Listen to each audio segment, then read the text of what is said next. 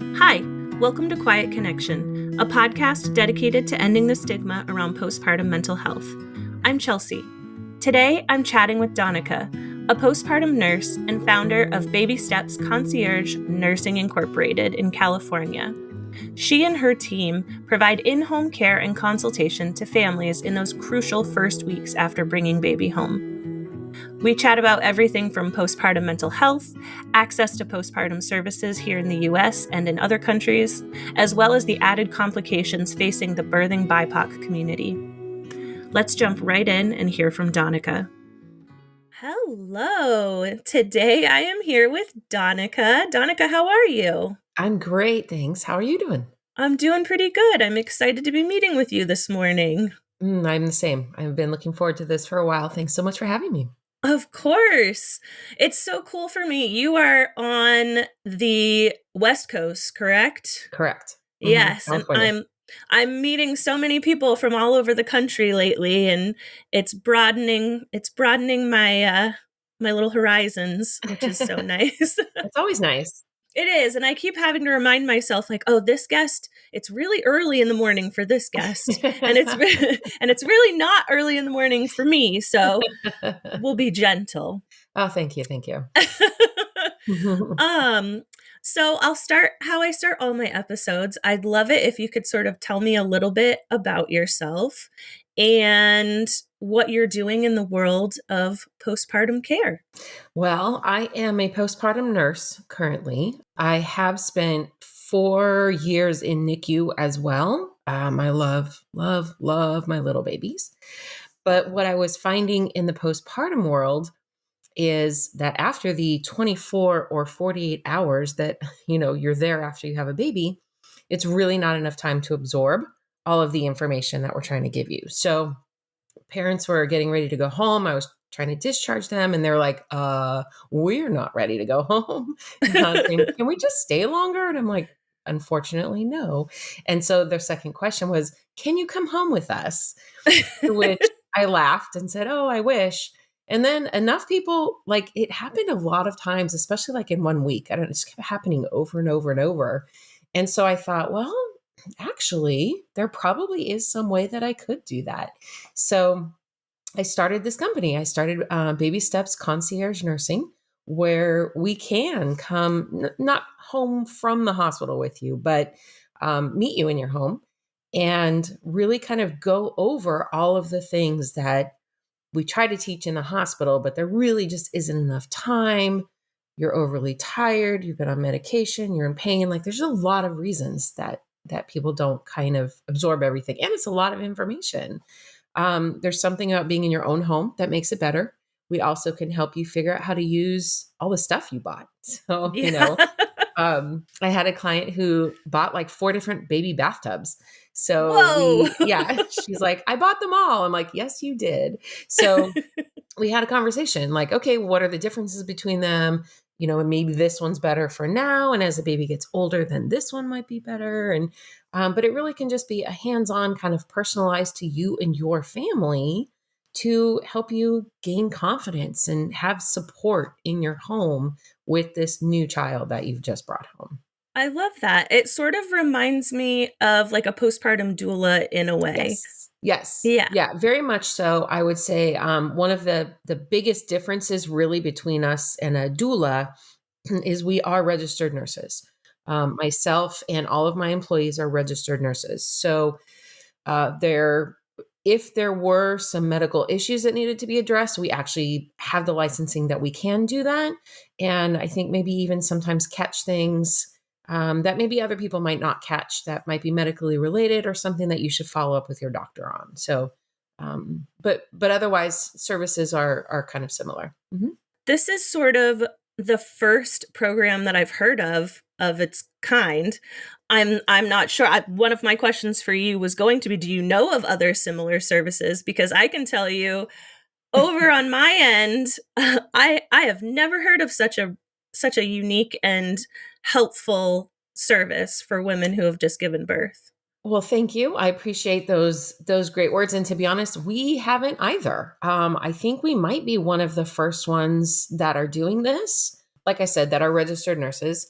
Mm-hmm. And that also became apparent when we were setting up this company, and the attorneys were like, "Oh, there's no precedence for anything," and Mm. trying to figure out the tax rules and trying to figure out all those things. And their concierge medicine in general really has gained a lot of popularity during COVID, Mm. when people didn't want to leave their homes. And so concierge medicine kind of bloomed, where people would pay a little extra to have the doctor either come to them or have a doctor who was only taking a very small number of patients, so that you weren't waiting in waiting rooms for, 3 hours, or unable to get an appointment for 2 months or something like that. So I think this is something that is definitely going to become more and more popular.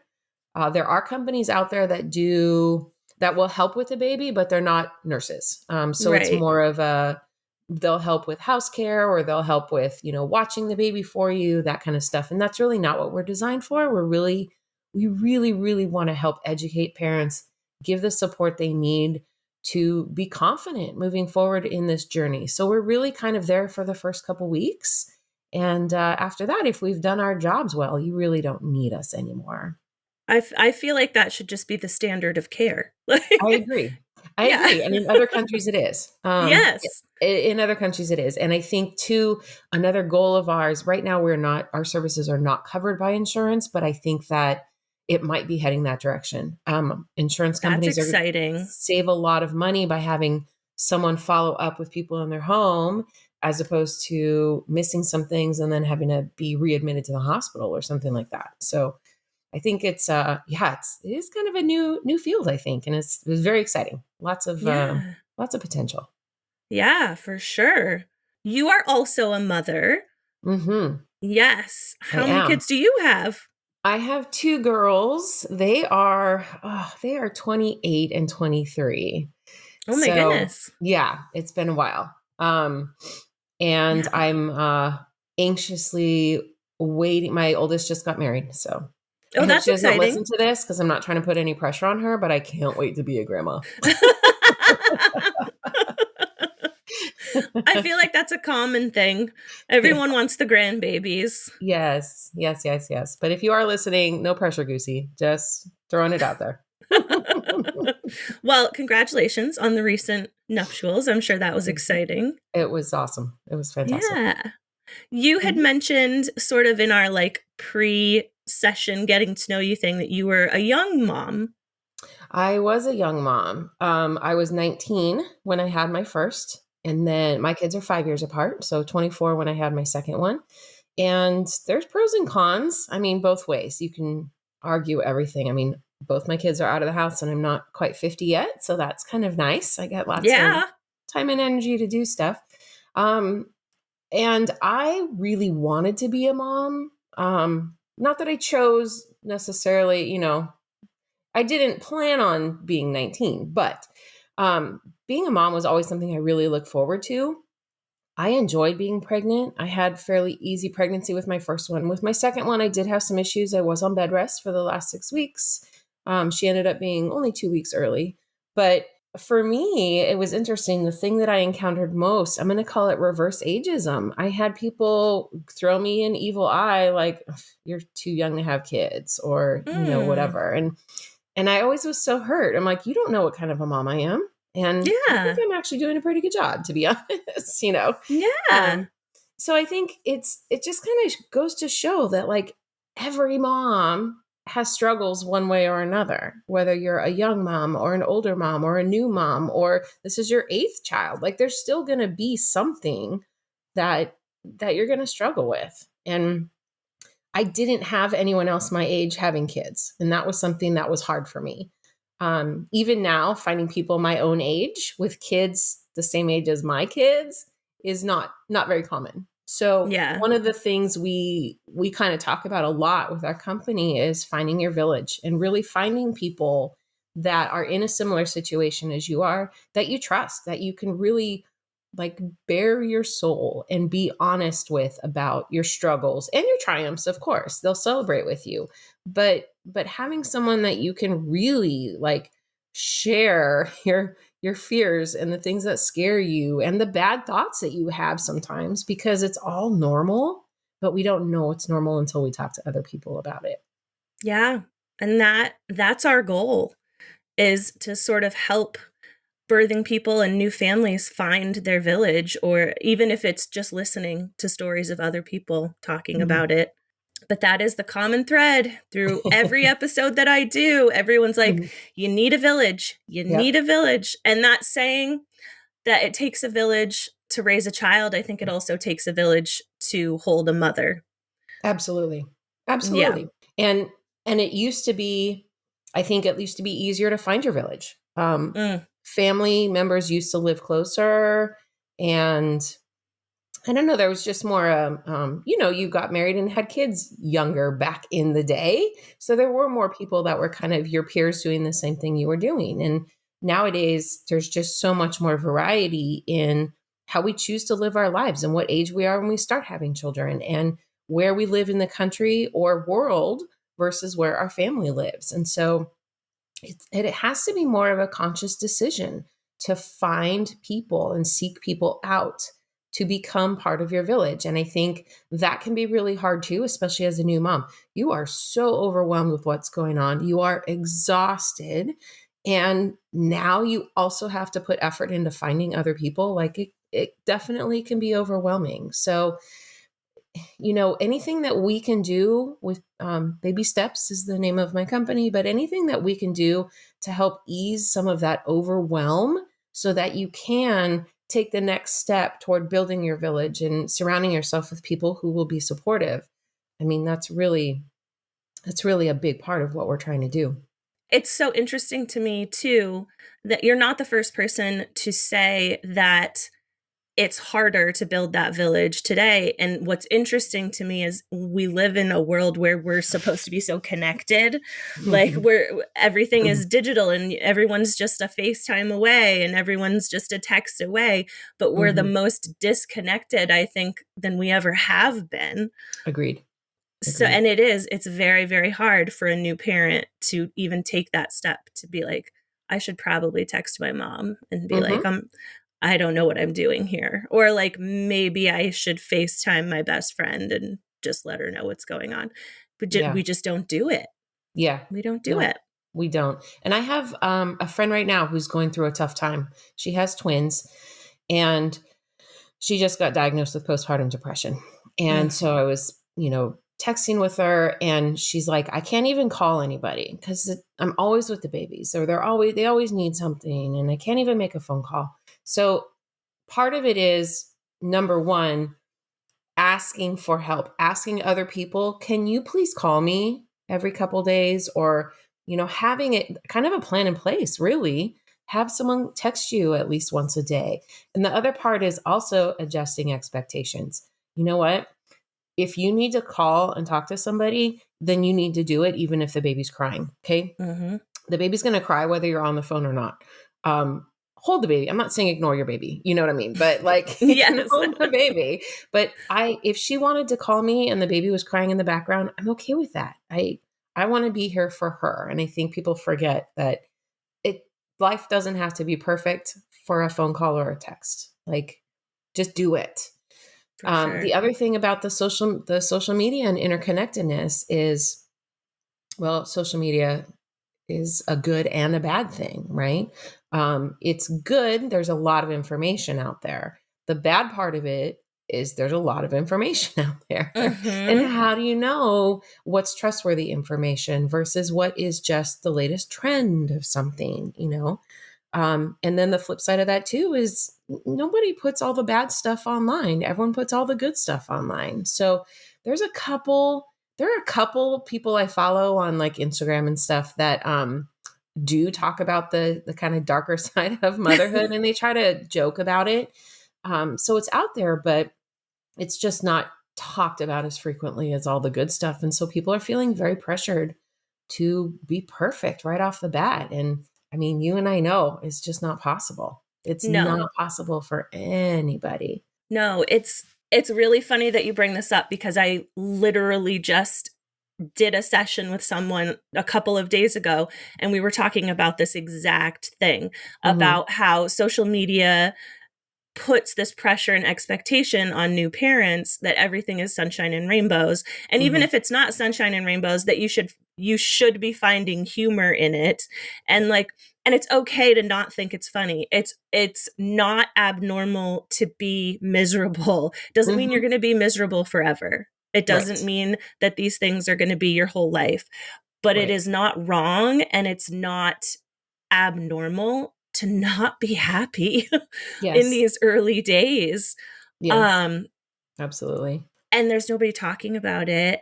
And there's this like message being driven to all of us. It's like, don't scare new moms. Stop scaring new moms. And it's like, this isn't about scaring anybody. It's about preparing. Yes. I feel like.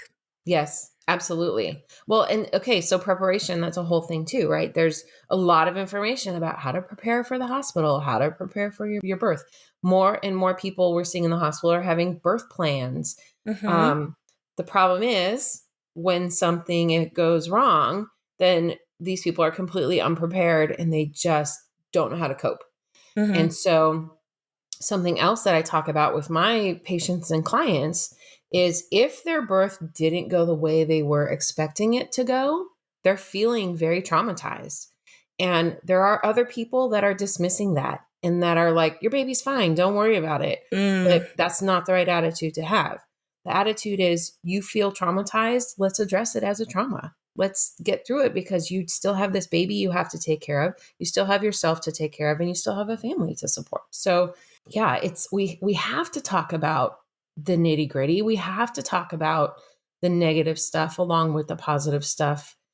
Like you said, to prepare, to be ready for whatever might happen. You never know. I mean, everyone walks into the hospital thinking, I'm going to have a vaginal birth. I'm going to push for a couple hours. Everything's going to be great.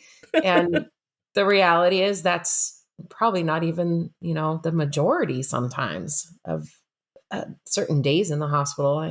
You talked about October being crazy. I don't know what is happening, but there is something crazy happening.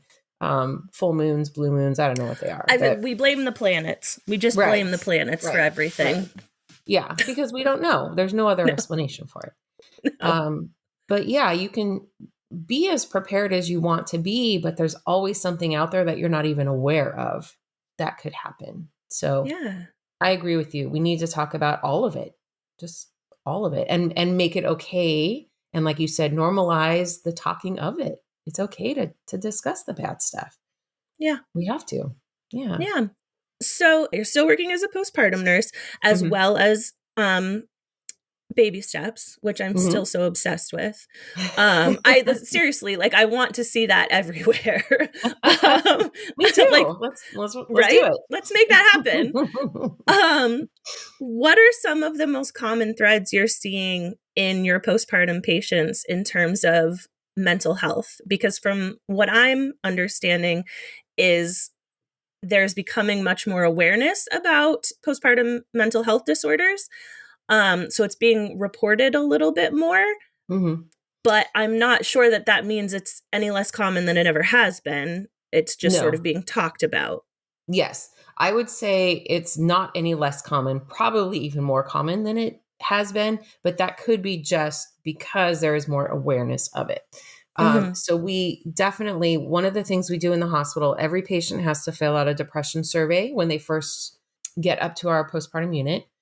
And just in case anyone is unclear, I'm sure your audience probably knows, but labor and delivery is where you actually have the baby. You usually stay there a couple hours and then you come up to postpartum, and that's where you stay for the remainder of your hospital stay until you go home. So we do this depression survey once they get up onto our floor, and then that goes into their chart. So when they follow up with their OB in 2, 4, 6 weeks, whatever it is, hopefully the OB is also giving that depression survey again. And then we have 2 things to compare, because sometimes postpartum depressions can show up later. It's not necessarily immediate. So there's something called the postpartum baby blues. That one kind of tends to happen more quickly. So that's the that's really, I think, underlying is the feeling of overwhelm. It's oh my gosh, what just happened? I don't know what I'm doing. I can barely take care of myself. How am I supposed to take care of this baby? It's kind of the overwhelm that happens at the beginning. It typically is short-lived. It's only a few weeks and kind of tends to go away on its own. Postpartum depression can show up a few weeks or months later. I think it can even show up to a year later, to be honest. Yeah, I think you're So right. it's I know I can speak for myself. I can only speak for myself, but in the hospital, I always give extra information on what to do if you think you might have postpartum depression. What are some of the signs and symptoms of it? I let everyone know about the new national hotline. And I tell everyone 911 is for medical emergencies. 988 is for mental health emergencies. A lot of people still don't even know about that resource. So, but just making, and the little spiel that I give is that you still have a lot of hormones in your body that take a couple weeks to balance after you have a baby. So I'm like, if you're crying at the commercials, I'm okay with that. That one's fine. But if you are unwilling or unable to take care of yourself, take care of your child, get out of bed, do the things you used to enjoy doing, then that is very possibly a sign of something that needs more attention. So talk to your OB about it. So there's definitely some increasing awareness on it, but I know there are still some doctors that are not following up, I think, the way that they should be. And so unfortunately, it again falls on mom to recognize it in herself and reach out and ask for help, or have a village that can recognize it for her as well. Dads or partners, I'm always, I love giving this postpartum spiel with the partners present, because they sometimes are a better set of eyes. And then also evidence is now showing that the partners can also experience postpartum depression. So that is new. That is a newer finding that is coming out. So there's a lot to take into consideration. And a lot is happening in that postpartum period for sure. Yeah. We've talked a lot about on this podcast about that survey that goes around and how it's sort of like especially if you have multiple kids over a period of time, it's like it's been the same survey for as long as anyone can remember. Yeah. And many of the OBs or the midwives that we're meeting with, sort of like, you go in for that postpartum check and you get the survey and you fill it out, and they're like, okay, well, your numbers are fine. We'll see. And they're like, okay, my numbers might be fine, but we're not saying this. We're thinking this. Like, I'm like, okay, but like, I'm not fine though. I'm not fine. And there's still such a stigma in saying I'm not fine. Absolutely. Unfortunately. Yeah. And then that next step, that seeking help step, the resources specific to postpartum mental health are just not there. No, they're a lot harder to find for sure. Yeah. I mean, always the hardest part is usually the first step. But and back to those surveys for a second too. I hate those things. They're worded just ridiculously They're terrible. They're hard to understand. We have people that score really high, and we're like, oh, you look okay, you sound okay, you're telling me, whatever. We try and dig a little deeper. And they were like, oh no, I thought that question meant this instead. Like I hate them. But for right now, that's what we have. Yes. It's really on, that's why I think just the awareness, it's really on the nurses to ask more questions and hopefully to create some trust there, so that if a patient is experiencing something, they are comfortable speaking up about it. And then, OBs, I don't know, it's out of my scope. Yeah. But yeah, and part of it, I mean, there's all kinds of arguments we can make for our healthcare system's broken, right? This is no surprise to anybody. Oh yeah. So the fact that the OBs really don't have the time to sit down and spend 10, 15, 20 minutes with you just asking deep dive questions about how you're feeling. Are you able to take care of yourself? Are you able to are you enjoying taking care of the children? And just because you say no doesn't mean that there's something wrong, but it can factor in. So it's a complicated issue. It's a complicated issue. And so the best we can do, I mean, I love people like you that are talking about it, because that's really the first step. Is we just got to get out there and normalize talking about it. Yeah. Well, and I think that's what really intrigued me when you reached out to me too, because what you're doing is such a big part of that. Is such like being, like you said when we first started talking, being in the home, in their comfort zone. You are in their safe space. And so I would assume that if mom or dad or whoever is struggling, they would be a little bit more apt to be like, I'm not okay. Yeah. Yeah. Yeah. Well, and also just having eyes on somebody. So if we're in the home for a couple days in a row and I see like, oh, mom hasn't taken a shower yet, or she hasn't washed her hair yet, or she's been in the same exact pajamas for 3 days, then that might be a little clue like, let's check on mom a little bit more, you know? Yeah. I mean, yes, we're there to help with the baby stuff, but we're eyes on mom too. And postpartum nurses, we have training in moms and babies. So and talking to partners and how are we all sleeping? Like, we expect that you'll be a little deficient in sleeping. That's normal. Yeah. But if you tell me like I'm only sleeping an hour a night, that's not normal. That's Hmm. abnormal, you know?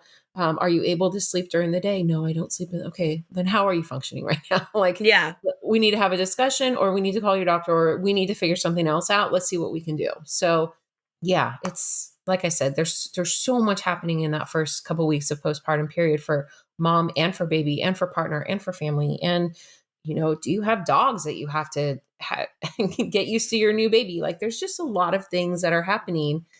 And I think having a support person in your home, even if we're just there to say like, you are doing an amazing job, sometimes that's all you need to hear to kind of keep Hmm. going. Just Yeah, need some encouragement and support. for sure. Yeah. It really, it's crazy how much that can change your Hmm. perspective on the Hmm. situation. I agree. I agree. It's hard for me because I feel like all I want to keep saying is like, I wish that what you were doing existed everywhere. Yeah. Um, because yes, I know that you guys are there for baby, but you're also there for mom. But just having that person in the home Hmm. that is medically trained and is also like specific to what you're going through in Yeah. some of the hardest moments in your life. Yeah. What a world of difference. And I can't say that that would have changed my outcome, but I can tell you it would have changed things for my family. Mm. Yeah. Um because my family probably would have felt more supported when I wasn't able to function in my role. Right. Um Right. so it's just I am awed that you created this. Um Well, thank you. well, truly, and it also gives me hope that I may be able to create something bigger out of this someday Mm. too. Like if you can do something like Hmm. that didn't exist before, Hmm. then maybe I maybe know. hopefully we can all sort of come together and be supporting birthing people in Yep. ways that actually feel good and actually Are help. helpful. Yeah. Yes. I agree. I agree. And I I mean, honored that you're saying this is inspiring, because we all have to have someone that we're inspired by. And I think there's so much development that can happen in this space that, yeah, like we don't even know yet, things we haven't Mm-mm. come up with yet. So it is exciting. And I think the more of us that do come up with things, it will prompt others to, oh, you know what? Like right now, honestly, I'm like, I need to create a new depression scale for the hospital. Like, Right? Then this, I later this season, I think next week actually an episode, well, listeners, this will be in the past, but right. we have an episode coming out with a postpartum psychiatric mental health nurse here in Vermont Mm. Hmm. who let us know that there are changes that are going to be made to Yay. that survey. Good. They're in development. Okay. I have no idea when She has no idea when, but she at least knows that it's happening. Okay. So that's, but right. Yeah. Like, it's like, maybe I could, I mean, not me, but you, like, maybe I could do that. Maybe you could. You've spoken to enough people. So here's the thing is, everyone's an expert in something, right? So I'm hands-on, so I've learned a lot about the hands-on stuff, but you have spoken to such a wide breadth of people and you have knowledge from so many different places that you might be the connections person. Like, actually, I'll keep listening and I need to maybe hook up with that lady. And maybe the two of us can create something to use for now until someone else figures out what we should do, you know? And making connections sometimes is not sometimes, it is a superpower, you know, and being able to hear from so many different people and find the common links. You know what? Everyone that's been on my podcast in the last 2 months has brought up this depression scale. Yeah. You know, ding, ding, ding. Someone needs to red do flag. something about it. Yeah, red flag. Red flag. Now, who have I talked to that can maybe do something about it? Or who could I reach out to talk to about it, you know, or something. So no, everyone is part of this solution and there are no small parts and big parts. It takes all of us working together to get things done. And I'm starting out one small company. I'm excited for this company to expand, whether it's my own company that's expanding, which obviously would be ideal for me. But I also have had conversations with 2 nurses on the East Coast that want to start something similar. Oh, that would and be they said, amazing. "Can we ask you questions?" And I said, "Yes, absolutely. I this is not a monopoly. I'm not the only one that can do this." So we've had I have 2 conversations, someone in North Carolina and someone I think was in Virginia. So ironic that you say North Carolina. It's, well, the only perinatal inpatient psychiatric units are in California and North Carolina. Really? Yes. Interesting. I did not know that. So where you are and we're one of and we're one of them. Yes. Perfect. Yes. That's funny.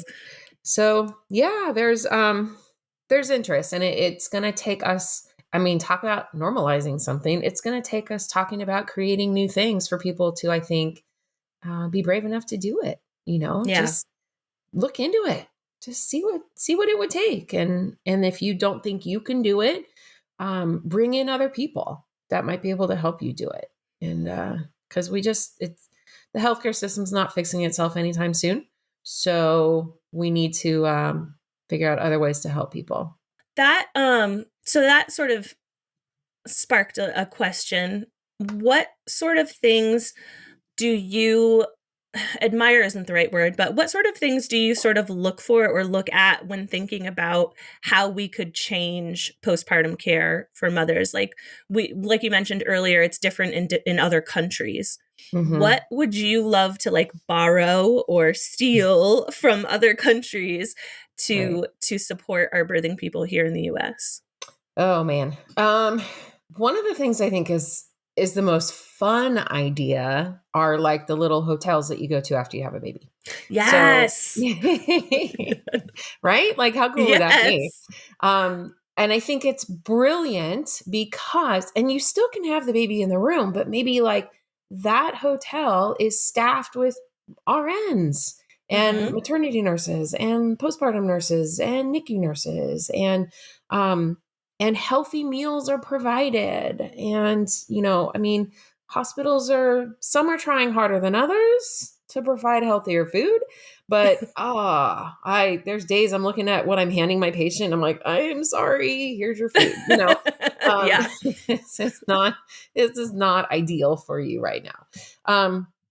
And there's all kinds of, you know, teas and cookies that can help with lactation. Like, let's offer those. Let's, you know, do that too. And have support groups during the day where you can come with your baby and let's talk about how hard it is. And access to lactation consultants. I mean, we need so many more lactation consultants in the hospital and available outside of the hospital. First thing I tell all my patients is, listen, TV has the biggest lie that TV has told you is that breastfeeding's easy. And for some of you, it might be, but for most of you, it will not be. And so it's going to take patience and we are going to work on this together. But then I'm sending him home 24 hours later. Like, okay, I hope you got it. Go. And I mean, I love our lactation consultants are amazing. I just need more of them. Yes. And they offer outpatient services and they have groups on Wednesday or whatever, but that's one day a week, which is all they can do, our consultants. But I'm sorry, I'm breastfeeding, 8 to 12 times a day. I need more than just Wednesdays. Yeah. So I think that would be like the biggest pie in the sky, like fun thing to do is have some of those. On a more practical basis, I think something like what my company is offering, but having it given to all patients through insurance and paid for, so that everyone can have access to help. Everyone needs help. And actually, I shouldn't say that. Some moms don't. Some moms are like, I got this piece. I'm good. I'm like, awesome. Good for you. Some people are like, I have a village already. I live with my family. They all live next door and across the street. Awesome. You don't need our services. That's cool. But for anyone who does, it should be available.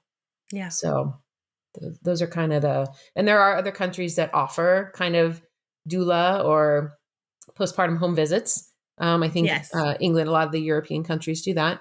The hotel thing tends to be from like some of the Asian, like more area of Asian countries. Yep.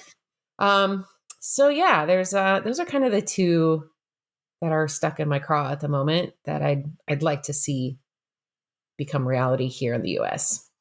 I'm definitely on the same wavelength. And I had completely forgotten about those hotels until you said it. I saw them and I was like, what? That's a thing? Like, holy man. I know. Can you imagine? Oh, no. That would be just so amazing. So amazing. I think it goes along with in Asian and Eastern cultures, there's like this lying in period after you have a baby, and where you literally, like, mom just gets to be in bed for weeks and people just take care of her. Yeah. And so, what better way to do that than in a hotel where all your needs are taken care of? Yeah. So oh my gosh, that would be crazy. Keep your eyes out for the Mama Hotel coming. I know, right? Somebody pick up that idea and run with it. Exactly. Oh man. But you're right. Awesome. The healthcare system, I think, is what puts so many blockages in for, obviously, our lenses on birth and postpartum. It's a much bigger issue than just birth and postpartum, but when you're looking at the statistics of postpartum deaths and what they're related to, suicide being among one of the highest, that in-home postpartum care from a nurse or medical professional who is checking in on you, it does not make sense that it's just not a thing here. No. I know. It's so crazy. And even like birthing classes need to be approved by your insurance, and like insurance companies get in the way of so many of these things. Yes, they do. Yes, they do. I was talking in an earlier episode about the new FDA approved treatments specific to postpartum depression. And so there are now 2 of them. They are made by the same manufacturer. They're given differently. One is an IV and one is a pill. But even those you have to have your insurance approve them, and it's incredibly difficult to have that happen. Right. And those are not widespread yet. They're kind of still just rolling them out. And so there's going to be a whole education period where not just patients need to be educated, but first the hospital staff and the doctors and the nurses and everyone else needs to be educated. And the hospital system, I will tell you, a medical field in general is sometimes slow to adopt new things because we like evidence-based things. And so we're hesitant to jump on the train of something new until we see what the more long-term effects are, which is, good and bad. I mean, can be responsible to be that way. But then when there's something that looks like it might actually work, it can take a long time for it to become mainstream and become something that we offer on a regular basis. Right now, another big thing we're working on is diversity, equity, and inclusion, right? It's embarrassing. It's embarrassing how awful our rates here in the US are for morbidity and mortality for moms. Yes. And abysmal that it's like 60% worse for women of color. Yes. Just because they are women of color. So that's something that I kind of personally am tackling right now, and making sure that when I'm giving discharge instructions, and I hate to say it, but if you are a woman of color right now, the system is stacked more against you than white people, and you may have to speak up for yourself and fight for yourself even harder. And it sucks. And, I'm going to do what I can to try and change that / fix that, improve it. But again, just information. It's getting knowledge out to everybody that there's a whole history of institutionalized and systemic racism that we are still dealing with, that actually physically affects a huge part of our population. And it's not okay. It changes the birthing experience. It changes the postpartum experience. We did a series on this in our support group, just about the statistics for the BIPOC community in terms of birth and postpartum. And it's disgusting. I'm gonna say disgusting. It is. It's Absolutely. disgusting. Absolutely. Yeah.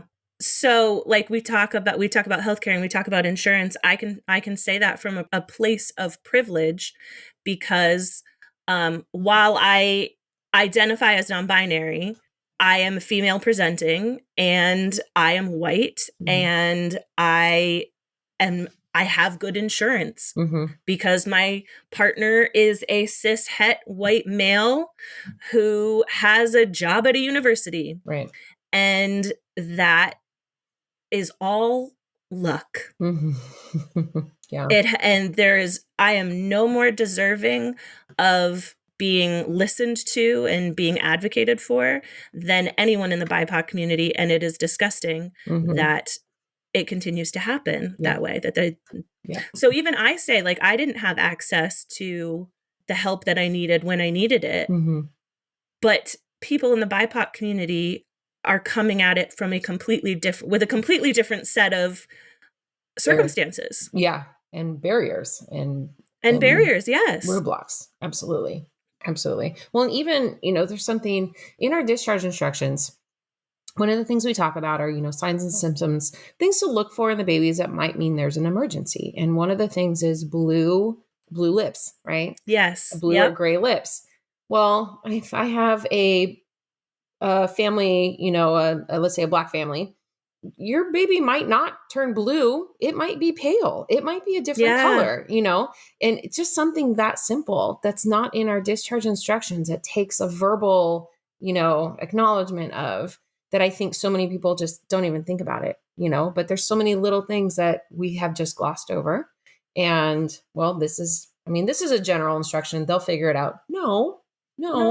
They can't figure out how to swaddle the baby because it's a skill that they haven't learned yet, There's just so many places for improvement here. And it is disgusting. It's disgusting. It is. And I'm a cishet white female. I'm almost the most privileged, right? I've got just the males over me. I was going to say, but yeah, it's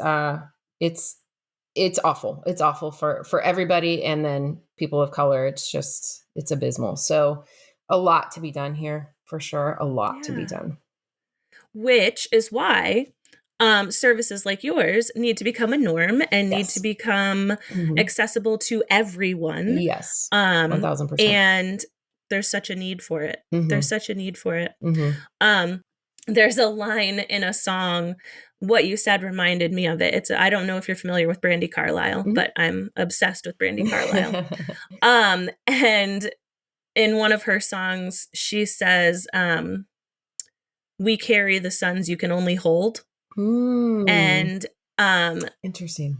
it just sort of instills such a power, like, because cishet white men seem to rule the world. And it's like, do you realize that you wouldn't be here without us? Yeah, I know. Yeah. It's And then on the more crass side, there was the saying, like, grow a pair. Well, no man has ever grown a pair. No. We've grown them all. We have grown them all. You are correct. Yeah. So, so yeah, I don't know if that'll make the cut or not, but I vote leave it in. Yeah, I think I'll probably leave it. Well, it's nice. It's nice to speak with someone really like-minded too. A lot of my episodes really focus heavily on birth trauma and telling that story and getting it out, or mental health, and which is important. We need that hugely. But we also really need to have these conversations that may be deemed political. I don't feel like they're political at all. I feel like they're just humanity. Right. Yeah. And see a need, fill a need. You saw a big need and you are filling that need, which is incredible. I'm just saying the same thing over and over again. Thank you. I appreciate it. Well, so back to birth trauma real quick, because I did not have traumatic births with my own. So I don't have personal experience that way, but have learned so much in the past year. Actually, it came from an Instagram account I follow, the Birth Trauma Mama. I don't know if I follow her too. She is amazing. And she has taught me so much that I have been able to help my patients with. And I even had some patients the other day, and her baby had to go down to the NICU. Like, nothing went according to plan, nothing. And the baby had to go down in the NICU. Well, the baby did eventually end up coming back up just a couple of days later. And so she said, "Oh, we're so happy. We're so happy." And I said, "Okay, before the baby comes up, I just want to acknowledge that you went through some traumatic things, and it's okay for you to feel sad. And you're going to have your baby with you, and people are going to tell you, your baby's fine, everything's fine. But that doesn't mean that you ignore the other feelings that you have." So my friend that's going through postpartum right now, she told me something. She tries to eliminate the word "but" from her vocabulary. I also make a conscious effort, and it works 99% of the time. You can be happy that your baby is okay and be sad for the traumatic stuff that you went through. And she and her husband both teared up a little, and they said, "Thank you so much for that." Like, for giving us the okay to feel whatever we have to feel. And because of Birth Trauma Mama, I told her, these feelings may come up again on your baby's birthday. And because it's kind of a crazy reminder. It's a reminder, that you have him, but it's also a reminder. No, not but, and it's also a reminder of the trauma you went through. And it's been, I think, really, really great for so many patients to hear that it's okay, to hear that, just because they didn't end up on life support doesn't make it a non-traumatic event. Trauma can happen in so many different ways and so many different levels. And I have another friend who the nurse was really rude to her. And to her, that was very traumatic. And she felt like she was being scolded while she was trying to push. And it was very traumatic to her, but no one ever acknowledged that as a trauma. And so as she's telling me this story, 20 something years later, she started tearing up. And I'm like, "Oh, let's talk about this." Yeah. This is still a thing. So yeah, that's something that needs to be processed. Yeah. I think that's also definitely a product of our society, and that if there is a good outcome, there's this like toxic positivity of you ignore all of the stuff that didn't maybe turn out the way that you had planned. Yep. And that's not healthy because it happened. And exactly like you said, everyone is going to experience their birthing process differently. And what's traumatic for one person may not be traumatic for another person. That doesn't mean it's not trauma. Exactly.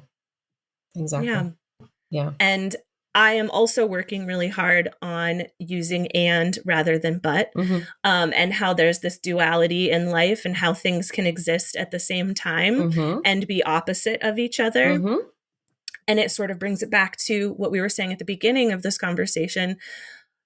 You can hate what you're going through right now. You can hate it Mm-hmm. and still love your child. Yes, absolutely. You can be miserable and still thankful for your life. Yes. So yeah, I think that's incredibly important. And the birth trauma mama is wonderful about that. She's awesome. And oh yeah, I've considered reaching out to her, but I'm a little intimidated. Oh, you should. Oh, you need to. When it comes to like reaching out to those big accounts, I still get really nervous. Sure. But the birth trauma mama has been amazing. I've shared so many of her stuff in the support group. So I don't know, maybe someday. Hey, birth trauma mama. Listen, reaching out, that's all you can do. You're not responsible for her response.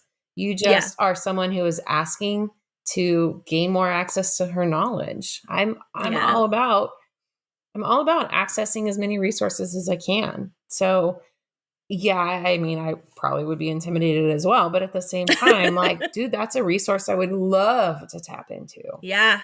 Just for sure. Reach out and see what happens. I did a podcast for someone in Australia a few weeks ago. Oh. And the point I'm bringing up is the parenting issues are the same, whether you are in Australia, whether you are in the US, whether you are in England, it doesn't matter where. Being a new parent is hard. It is overwhelming. Yes. You need support. You need other people. You need to be able to talk. Like, the issues are the same no matter where you are. Some of the resources are different maybe, but the issues are the same everywhere. Right. Yeah. So exactly, like the resources, they may be a little bit more supported in some areas, but these things aren't unique to us. Right. Here in the US, like postpartum mental health and mental health in general, there needs to be an understanding that these things are normal. Yes. They are normal. They're not fun, and they're not pretty, and they're not things that anyone wants to experience, but they're normal. Yep. 1000%. Talking about all of this and hearing me go on and on and on saying the same thing about how amazing you are, I want to know, what are some of your favorite parts of doing what you do for the families that you're working with? I mean, being with patients, being with clients, like, that's just my favorite part. I love problem solving. Like, I've always been a puzzle person. Logic puzzles are my favorite, all that kind of stuff. MacGyver was my favorite show because he could figure out how to fix anything, right? Yes. So I love the critical thinking and problem solving. So being in a patient's home and having them say, this is my issue. And here's the thing, like, we can't walk in and be like, oh, you need to do X, Y, and Z, because every baby's different, every family's different. But we can say, all right, let's try X first and see how it goes. And then let's problem shoot and see, did it work? Did it not work? Did parts of it work? What should we try next? So it's really just personalizing everything to the family. So what works best for them, what feels best for them, what they're going to be able to continue doing on their own. There's no point in us coming in and giving a huge long list of things to do if they're going to throw it away the second we walk out the door. So it's more a hands-on. We are working together with you to figure out what's going to work best for you, for your family, for your baby, moving forward. So I think the problem solving and babies are my people, to be honest.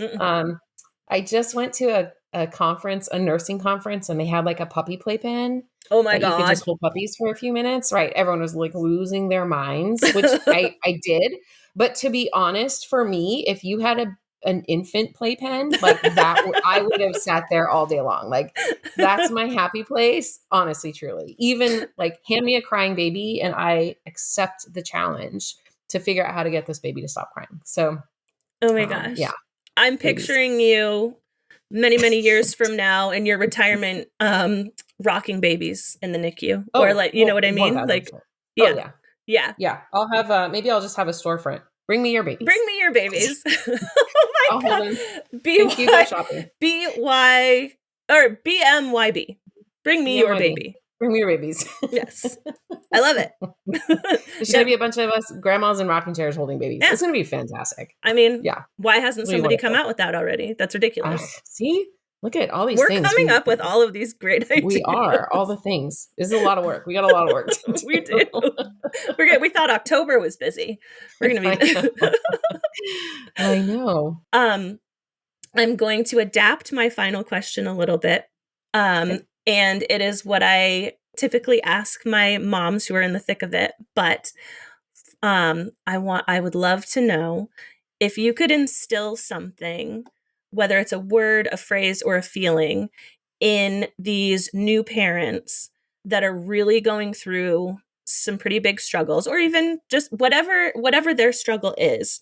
If you could instill something in them to get them through and know that they'll come out on the other side without specifically saying, you're going to be fine, you're going to come out the other side. Right. No, of course. Of course. What would that be? Wow. This is a crazy question. This is a great question. I hope I can answer it. Oh, you just are going to have to cut out like 10 minutes of me thinking. That's okay. I would say, here's something else I tell people all the time. You may not know what you're doing as a parent. And that's where I think most people just feel very lost, right? And they say, I don't know what I'm doing. But you know a whole lot more than your newborn baby knows. So you actually are an expert already in life. Okay. You have figured out how to make it this far. You have figured out how to form a family, and you have figured out how to have happy times in your life. So you will be able to use those same skills to continue having a happy life, creating the life you want, and being okay. There's some tweaking, there's some adapting that we need to do, but you have those skills. They are in you already. And you know more than your baby. So everyone's going to be okay. I like that.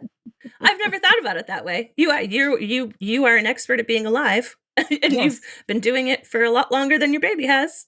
So. Yes. And it sounds so silly, but it's basic. And sometimes, and when you're in the midst of things and your brain is just a big scramble, like you're like, oh, okay. Yeah, I am alive. Yeah. That's the level I'm working at right now. I am alive.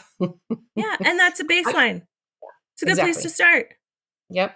Got to start somewhere. Yeah. So I'm going to regret that answer later. I'm going to be thinking the rest of today, like, oh, I should have said this and I should have said this. So I'll text you, but yeah, I mean, I think it's perfect. It's a great question. That's not an answer that I've gotten before. So okay. It's unique to you. I like it. I like that. Well, I want to thank you for joining me. I'm so glad that we connected. I am so glad that you exist and that you have created Baby Steps, because I just want to see it explode. And thank you. And I'm excited for my listeners to hear this episode. I really enjoyed this conversation. I did as well. I thank you so much for having me on. It's so great to hear support from everybody that we are headed in the right direction. And yeah, we can't wait to help as many people as we can. Thank you again so much to Danika for an amazing conversation. I had so much fun chatting with you, and I truly hope to see your vision of postpartum care become the standard for all birthing people.